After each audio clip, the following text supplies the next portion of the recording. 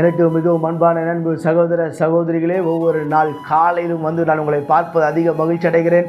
எங்களுக்காக ஜெபிக்கிற தாங்குகிறவங்கள் ஒவ்வொரு கர்த்தர் ஆசீர்வதிப்பாராக. உங்களுக்கு அறிமுகமாக நீங்கள் ஷேர் செய்யுங்கள்.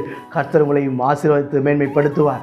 கர்த்தர் இந்த நாளை ஆசீர்வதிக்கும்படி நமக்கு கொடுத்திருக்கிற உன்னதமான தீர்க்க தரிசனமான வார்த்தை என்ன என்று பார்ப்போம்.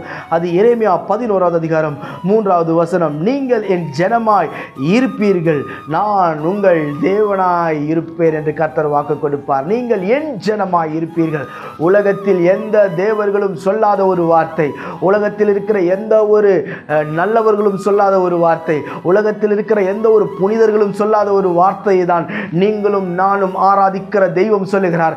நீங்கள் என் ஜனமாய் இருப்பீர்கள், நான் உங்கள் தேவனாய் இருப்பேன் என்று கர்த்தர் வாக்கு கொடுக்கிறார். நாம் அவருக்கு சொந்த ஜனங்களாய் இருக்கிறோம். நாம் அவருடைய பிள்ளைகளாய் இருக்கிறோம். நாம் அவரோடு கூட வாழும்படி, அவரோடு கூட ஆளுகை செய்யும்படி அழைக்கப்பட்டிருக்கிறோம் என்பதில் எந்த ஒரு சந்தேகமே இல்லை. பிரியமானவர்களே, நாம் அவருக்கு சொந்தமாய் இருக்கிறோம். ஒருவேளை நம்மை ஒருவேளை நம்முடைய சுற்றி இருக்கிற ஜனங்கள் சொந்தம் என்று சொல்வதற்கு ஒருவேளை அவர்கள் எல்லாம் அசிங்கப்படலாம், அவர்களை கேவலப்படலாம். ஒருவேளை நம்முடைய குறைவு நிமித்தம், நம்முடைய இல்லாமை நிமித்தம், நம்முடைய என்ன சொல்வது, நம்முடைய அந்த அளவுக்கு ஸ்டேட்டஸ் இல்லையே என்று சொல்லி நம்மை சொல்வதற்கு ஒருவேளை அவர்களெல்லாம் தயங்கலாம். ஆனால் ஆண்டவர் சொல்லுகிறார், நீங்கள் எனக்கு ஜனமாய் இருப்பீர்கள், சொந்த ஜனமாய் இருப்பீர்கள் என்று கர்த்தர் வாக்கு கொடுக்கிறார். இன்றைக்கு நீங்கள் யாருடைய ஜனம் தெரியுமா? கர்த்தருக்காய் இருக்கிற ஜனம், கர்த்தருக்காய் நிற்கிற ஜனம், கர்த்தருடைய கரத்தை பிடிக்கிற ஜனம், கர்த்தருடைய வார்த்தையை கேட்கிற ஜனம். நாம் அவருக்கு ஜனமாய் இருக்கும் பொழுது எந்த காரியமாக இருந்தாலும் கர்த்தரே கூட இருந்து நம்மை நடத்துவார் என்பதில் எந்த ஒரு சந்தேகமே இல்லை. இந்த ஆசீர்வாதம் நமக்கு வேண்டும் என்று சொன்னால் நீங்களும் நானும் செய்ய வேண்டிய ஒரு காரியம் ஒன்று உண்டு. எரேமியா 11 அதோடைய 3வது வசனம் மேலே இருக்கிற பகுதி அழகாய் சொல்லுகிறது. என் சத்தத்தை கேட்டு நான் உங்களுக்கு கற்பித்தபடியே எல்லா காரியங்களையும் செய்யுங்கள் என்று கர்த்தர் சொல்லுகிறார். நீங்கள் என் சத்தத்தை கேட்டு நான் உங்களுக்கு கற்பித்தபடியே எல்லா காரியத்தையும் செய்யுங்கள். நன்றாய் கவனிங்கள். சத்தத்தை கேட்க வேண்டும், கர்த்தருடைய வார்த்தையை கேட்க வேண்டும். இரண்டாவது, அந்த வார்த்தையின்படி செய்ய வேண்டும்.